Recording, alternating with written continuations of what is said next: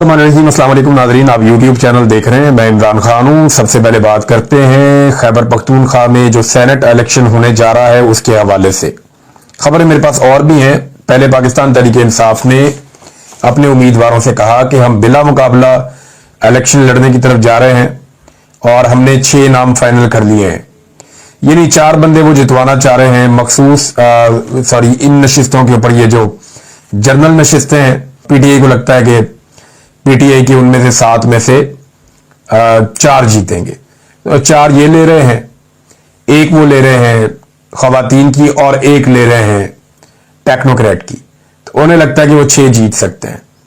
और फिर इन्होंने कहा जी वापस ले लें। फिर एक अजहर मशवानी साहब एक कवरिंग कैंडिडेट थे, क्योंकि कवरिंग कैंडिडेट जो है उन्होंने अपने जब वापस लेने थे जो कागजात नामजदगी जमा करवाए हुए हैं, तो उसके बाद बंदे ही उतने बच जाने थे जितने बंदों ने सेनेटर बनना था। अपोजिशन की जिम्मेदारी थी कि वो अपने बंदे वापस ले लेते, हुकूमत की जिम्मेदारी थी कि वो अपने बंदे वापस ले लेते, और टोटल जब 11 बंदे बच जाते तो 11 की 11 सेनेटर्स बन जाते। अब इसमें जो है वो डेवलपमेंट बड़ी इंपॉर्टेंट है और वो अभी हुई है, और इसका डाटा भी मेरे पास है। ये डाटा जब मैं आपके साथ शेयर करूंगा तो कुछ चीजें आपके लिए बड़ी हैरानकुन होगी, क्योंकि अब फड्डा पड़ गया है। पहले तो जो है वो एक ट्वीट आया, और वो ट्वीट था अजहर मशवानी की तरफ से।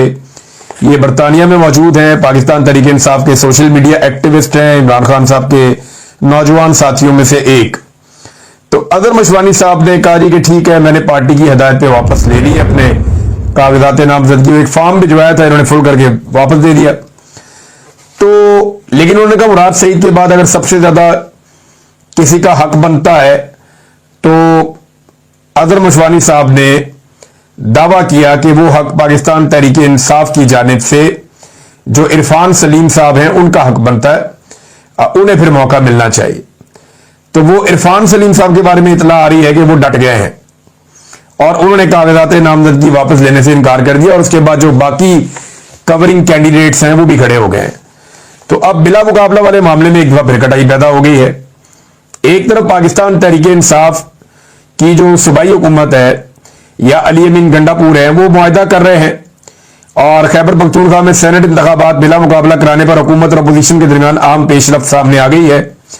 अली अमीन गंडापुर और अपोजिशन रहनुमाओं के दरमियान में इस मुआहदे को हतमी शक्ल दे देगी, और किसी बात पे इनका इत्तफाक नहीं होता। इनका इत्तफाक महंगाई के खिलाफ नहीं होता, गुर्बत के खिलाफ नहीं होता, बेरोजगारी के खिलाफ नहीं होता, अवामी मसाइल के खिलाफ नहीं होता, मादनियात की चोरी के खिलाफ नहीं होता, जाली किस्म के जो ऑपरेशन किए जाते हैं उनके खिलाफ नहीं होता, दहशतगर्दी के खिलाफ नहीं होता।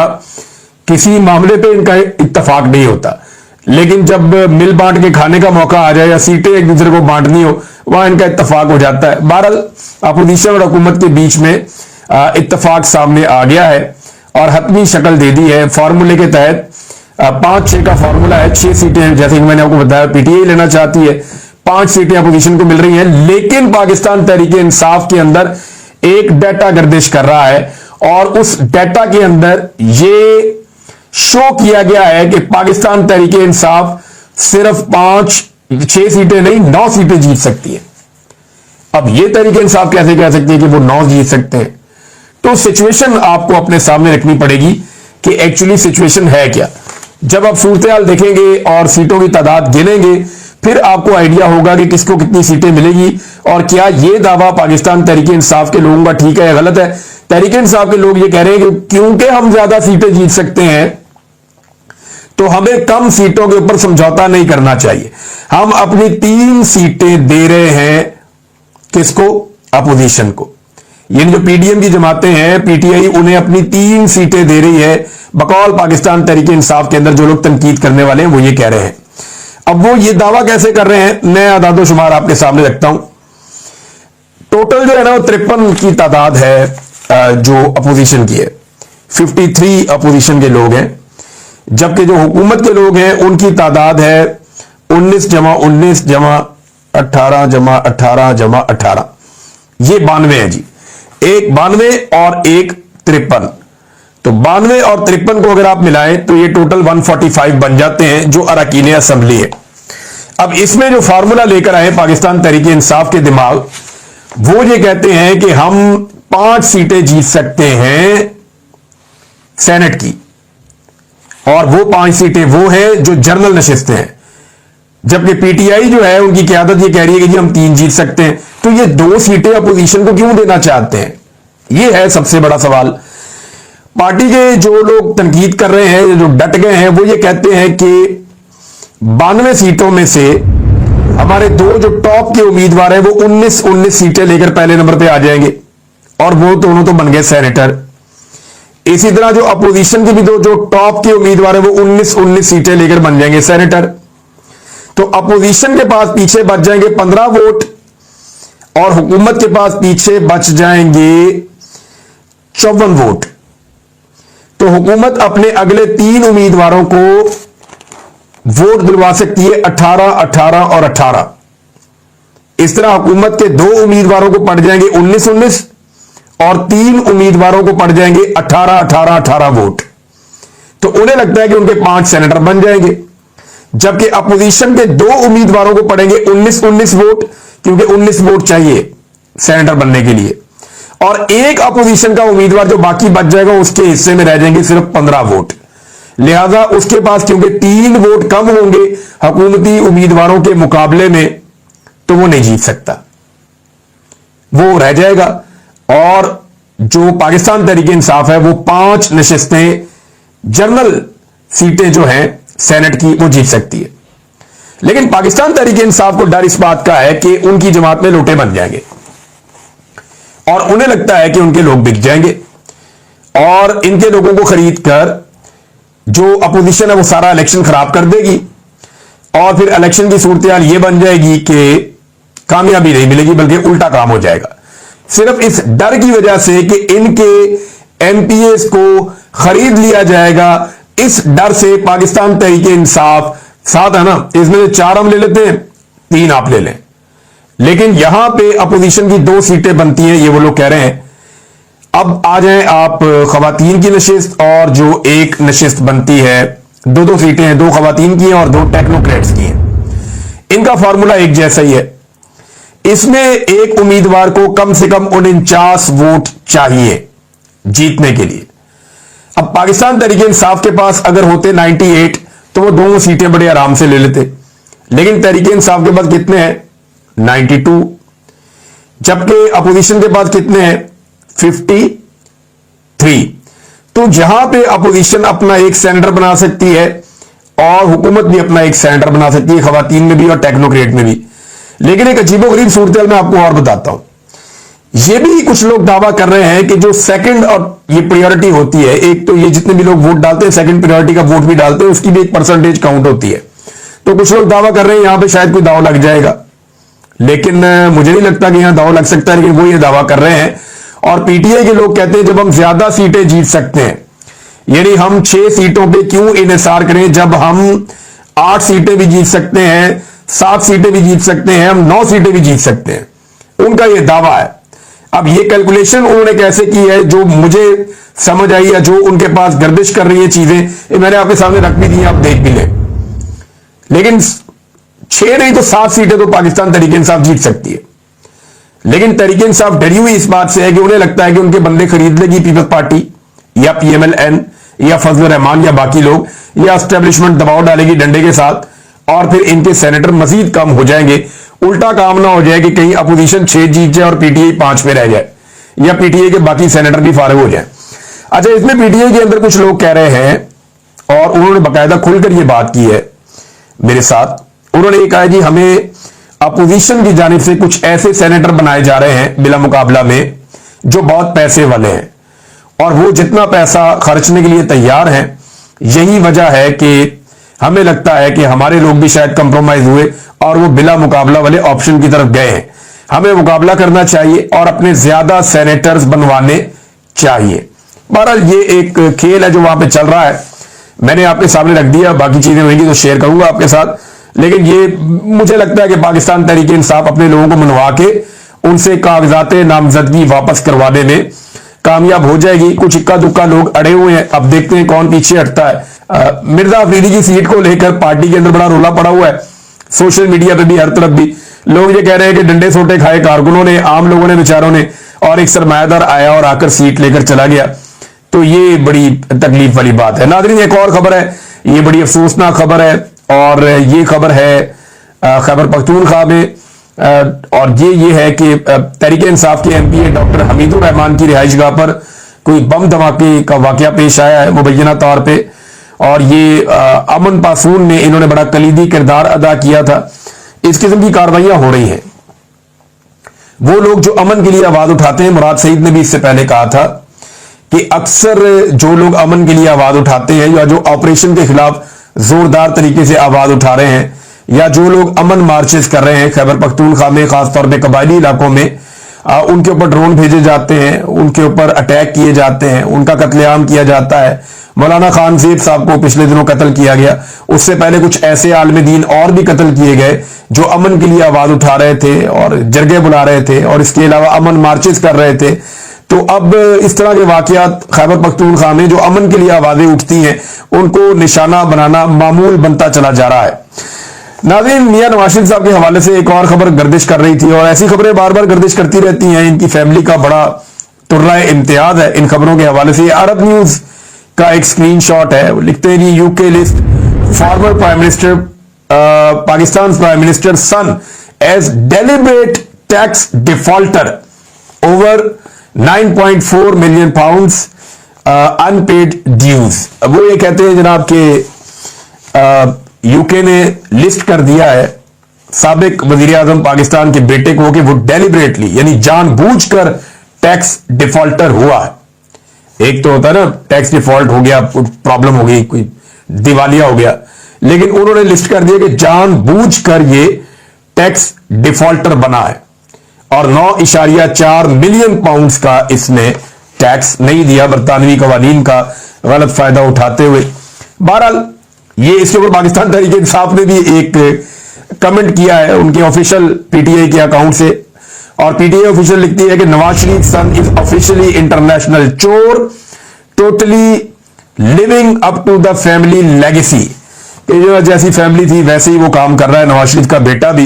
नाज़रीन, बलूचिस्तान के हवाले से जो खबरें मैं आपको लगातार दे रहा हूं कि जो बलूच माएँ बहनें बेटियां और बुजुर्ग लोग जो वहां पे मौजूद हैं इस्लामाबाद में, वो एहतजाज करना चाहते हैं। बारिशें लगातार हो रही हैं, लेकिन इसके बावजूद उन्हें खुले आसमान के नीचे बिठाया गया है। वो टेंट लगाने की कोशिश कर रहे थे और वहां पे पुलिस आ गई। एसएचओ साहब जो हैं वो खुद डंडों के ऊपर खड़े हो गए, आकर जो टेंट लगाने वाले डंडे हैं उनके ऊपर खड़े हो गए और उन्होंने जबरदस्ती रोकना शुरू कर दिया कि मैं यहाँ पे टेंट नहीं लगाने दूंगा।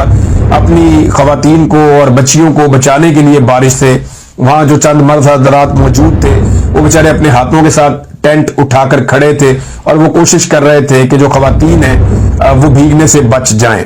और वहां पे जो इंसानी हुकूक की जो तंजीमें मौजूद थी, जो खवातीन मौजूद थी, ईमान मजारी साहिबा थी, उसके बाद वहां पे मैंने देखा कि जो मुनीर जहांगीर साहिबा हैं और दीगर कुछ और लोग भी, वो लोग भी एहतजाज करने के लिए पहुंचे और उन्होंने पुलिस से कहा कि आप ये क्या हरकत कर रहे हैं, आपको ये जेब नहीं देता, आप अपना मजाक बना रहे हैं, आप क्यों इन डंडों के ऊपर आकर खड़े हो गए, आपको किसने कहा कि आप डंडों के ऊपर आकर खड़े हो जाएं।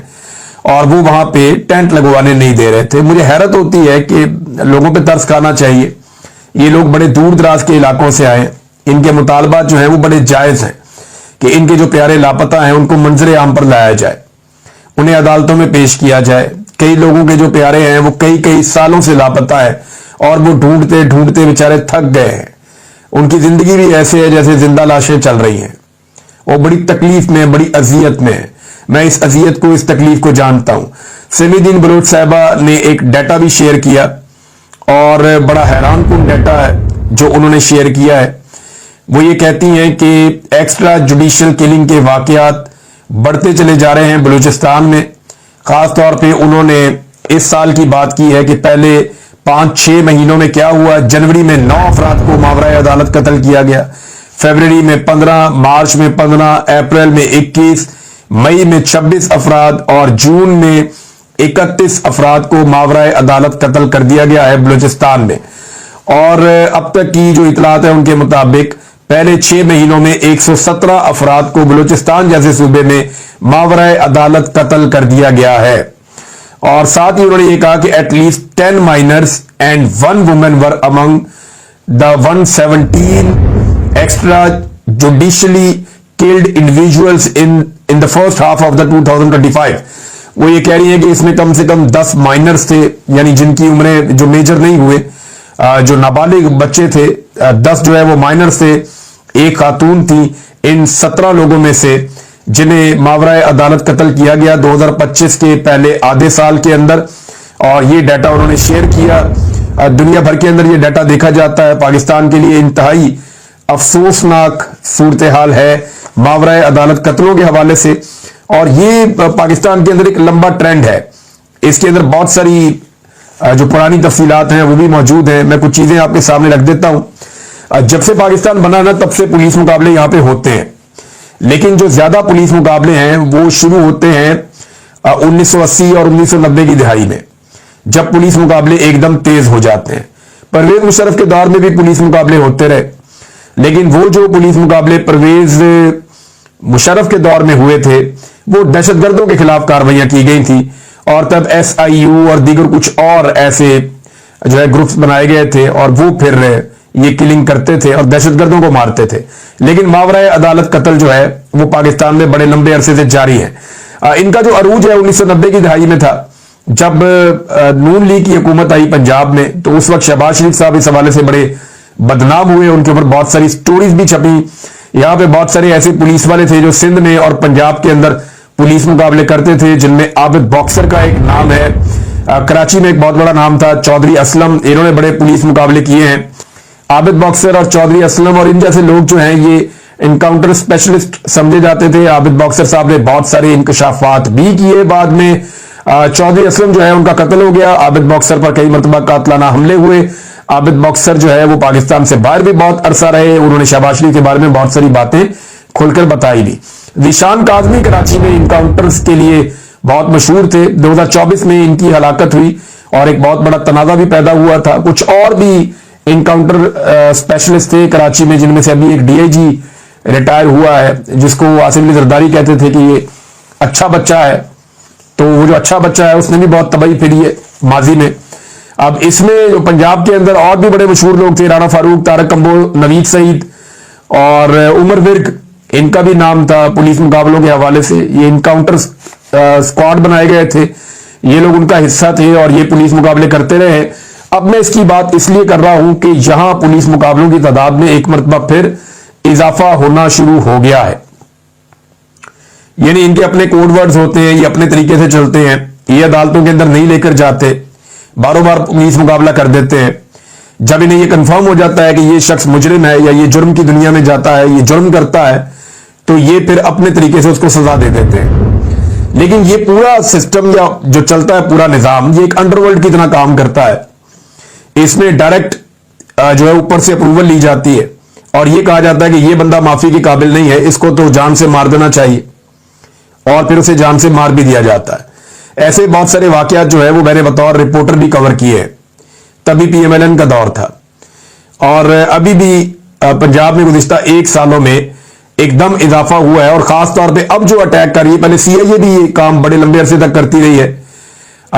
डेथ स्क्वाड जो है वो बने रहते थे पुलिस के, जो इनकाउंटर करते थे। लेकिन अभी जो है वो ये काम CTD कर रही है, काउंटर टेररिज्म डिपार्टमेंट, और ये बड़ी सफाई से और बड़ी तेजी से काम कर रहे हैं। माजी में तो ऑफिसर्स के नाम सामने आते थे ना, कि नाम खड़ा कर दिया जाता था कि ये मार देगा, ये मार देगा, ये मार देगा। लेकिन अब ऐसा नहीं होता। अब किसी का नाम सामने नहीं आता। ये ट्रेंड लोग होते हैं, प्रोफेशनल लोग होते हैं, ये तय कर लेते हैं फलां बंदे को मारना, फिर उसे मार दिया जाता है। अब इसके अंदर ना 2 ओपिनियन आ जाती हैं। जो लोग इसको डिफेंड करते हैं वो ये कहते हैं कि जनाब ये इनकाउंटर स्पेशलिस्ट इसलिए जरूरी है कि कई जराइम पेशा लोग ऐसे होते हैं जिनके खिलाफ आप कानूनी कार्रवाई करते हैं तो अदालतें उन्हें छोड़ देती हैं। तो अदालती निजाम बड़ा कमजोर है। तो अदालती निजाम अच्छा ना होने की वजह से हम मुल्जिमान को सजाएं दिलवा नहीं पाते, और बड़े बड़े खौफनाक मुल्जिमान छूट जाते हैं और वो दोबारा वही जुर्म करते हैं। तो ये एक तरफ का तो ओपिनियन ये है। लेकिन दूसरी तरफ का ओपिनियन ये है कि आपको अपनी इन्वेस्टिगेशन इतनी बेहतर करनी चाहिए, अपनी तफ्तीश इतनी बेहतर करनी चाहिए, और इतने अच्छे सबूत आपको अदालत में लेकर आने चाहिए, और अपनी जो प्रोसिक्यूशन टीम है उसको इतना बेहतर करना चाहिए कि मुजरिम छूट ना सके, मुजरिम को सजा होनी चाहिए। और अदालत ने तो सबूतों और शवाहिद की और गवाहों की बुनियाद के ऊपर फैसला देना है ना, ये तो मुमकिन नहीं है। अब होता यह है कि बाद औकात कई मुजरिम भी छूट जाते हैं और बाद औकात बेगुनाह भी कत्ल हो जाते हैं। यह भी एक हकीकत है। यानी कानून का एक नुक्ता है, बड़ा इंपॉर्टेंट है और वो अक्सर दोहराया जाता है कि अगर 100 मुजरिम छूट जाए ना तो भी एक बेगुनाह को सजा नहीं होनी चाहिए। तो होता यह है कि ये एक ऐसा रास्ता है जो एक्स्ट्रा जुडिशियल किलिंग है या मावराए अदालत कत्ल है। अदालत से पूछे बगैर आपने बंदा मार दिया, अदालत तो किसी को फांसी देगी तो पूरा प्रोसीजर करके देगी ना, 100% चेक करेगी ये गुनाहगार है या नहीं, फिर उसको फांसी दे देगी, वो बंदा मारा जाएगा। लेकिन अगर पुलिस मारेगी तो पुलिस के चंद अफसर को इस बात का, चंद ऑफिसर को इस बात का यकीन है कि ये बंदा गलत है, तो इसकी क्या गारंटी है कि जिसको मारा जा रहा है वो वाकई गलत था? क्योंकि पुलिस इस काम के लिए ट्रेंड नहीं है जिस काम के लिए जज ट्रेंड है कि उसने फैसला करना है। और दूसरी बात यह है कि कई लोग अपनी दुश्मनियां भी निकालते हैं, कई लोग अपने दुश्मनों को मारने के लिए भी इसको इस्तेमाल कर सकते हैं। माजी में इक्का दुक्का वाकयात ऐसे भी रिपोर्ट हुए हैं। तो जो इंसानी हकूक की तंजीमें हैं वो इसके ऊपर बार बार आवाज उठाती हैं। ये तंजीमें बार बार कहती हैं कि इस तरह से लोगों का कत्लेआम नहीं होना चाहिए। पाकिस्तान बनने से लेकर अब तक ये सिलसिला जारी है, लेकिन 90 की दहाई में बहुत तेजी से इनकाउंटर्स हुए थे। फिर जब शहबाज शरीफ साहब दोबारा इक्तदार में आए, दोबारा से इनकाउंटर्स शुरू हो गए थे। और कुछ वाकयात को तो मैं जानता हूं कि बड़े बड़े खौफनाक मुजरिम जो है मारे गए। इनका तरीकाकार ये होता है, या तो ये कहते हैं जी हम गए और हमने मुजरिम को देखा और आमना सामना हो गया और फायरिंग हो गई और मुजरिम मारा गया, एक तो ये होता है। और दूसरा ये होता है कि जब मुजरिम को लेकर जा रहे थे और मुजरिम से हमने निशानदेही करवानी थी, या उससे हमने आला कत्ल बरामद करना था, या उससे हम जाए वकूआ पर लेकर जा रहे थे, रास्ते में मुजरिम के साथियों ने हमला कर दिया, साथियों के हमले से जो गोलियां चली उससे वो मारा गया। ये भी कहानी हम सुनते हैं। फिर अलग अलग किस्म की और कहानियां भी आना शुरू हो गई कि हम मुजरिम को लेकर जा रहे थे, रास्ते में उसने भागने की कोशिश की, हमने गोलियां मार दी, वो मर गया। मुजरिम को लेकर फलां जगह पहुंचे तो अचानक अंधेरे का फायदा उठाकर उसने धक्का दिया, भागने लगा, पीछे से गोली मारी, उसने एक पिस्तौल छीन लिया, वो मारने लगा, मैंने उसको मारा, वो मर गया। तो इस तरह के मुख्तलिफ किस्म के, और ये 5, 6, 7 चीजें हैं, इससे बाहर नहीं ये जाते। ये 5, 6, 7 पैटर्न बने हुए हैं और इन्हीं के बीच में पुलिस मुकाबला होता है और ज्यादातर जाली पुलिस मुकाबले होते हैं। जो असली मुकाबला होता है ना उसमें दोनों तरफ का नुकसान होता है अक्सर, और वो फिर हम रिपोर्ट भी करते हैं। मैंने असली पुलिस मुकाबले खुद देखे हैं कि जब असली पुलिस मुकाबला होता है तब पुलिस की क्या हालत होती है और तब सिक्योरिटी फोर्सेस कितनी मुश्किल से उस सिचुएशन को हैंडल कर रही होती है। मैंने खुद देखा है, जान पर खेलना पड़ता है और वो बड़ा लंबा सिलसिला चलता है। लेकिन जो फिक्स पुलिस मुकाबला होता है जाली, उसमें तो 5 मिनट का काम होता है। यहां से आते हैं 10 गोलियां चलती हैं, वहां से वो चले जाते हैं, बाद में रिपोर्ट लंबी चौड़ी लिख दी जाती है, पुलिस मुकाबला हो गया। मैं एक दिन कवर कर रहा था बतौर रिपोर्टर, तो एक घर के अंदर 2 लोग मौजूद थे और 1.5 घंटा पुलिस को लग गया था और पुलिस चढ़ नहीं पा रही थी कहीं से भी गोली ना लग जाए। लेकिन जो जाली पुलिस मुकाबला होता है वो 2 मिनट का काम होता है। तो ये पुलिस मुकाबले बहुत ज्यादा बढ़ते चले जा रहे हैं। ये कोई अच्छी चीज नहीं है, ये एक आसान हल इन्होंने ढूंढा हुआ है और ये हल नहीं है, ये बल्कि एक ऐसा काम है जो हमें मजीद मुश्किलात की तरफ धकेल देगा। ये जब लोग मावराए अदालत कत्ल करते हैं तो फिर और भी बहुत सारे काम अदालत के बाहर होना शुरू हो जाते हैं। या तो फिर अदालतों को ताला लगाइए और खुद ही फैसला करना शुरू कर दीजिए। तो अदालतों के जरिए से जो भी होना चाहिए वो हो। ये जबरी गुमशुदगियां, ये जाली पुलिस मुकाबले और मावराए अदालत कत्ल, ये सारी चीजें पाकिस्तान में बंद होंगी तो पाकिस्तान बेहतरी की तरफ जाएगा, फिर पाकिस्तान इंप्रूव करेगा, पाकिस्तान अपनी प्रोसिक्यूशन को, इन्वेस्टिगेशन को, बाकी चीजों को बेहतर करेगा। जब ये आप आसान रास्ता बंद करेंगे तभी कोई मुश्किल रास्ते पे चलेगा ना। आपने उन्हें आसान रास्ता दिया हुआ कि बंदा ठोक दो, वो बंदे ठोकी जा रहे हैं और ये कई सालों से ये होता चला जा रहा है और PMLN के दौर में इसको पर लग जाते हैं, ये सिलसिला बहुत तेज हो जाता है।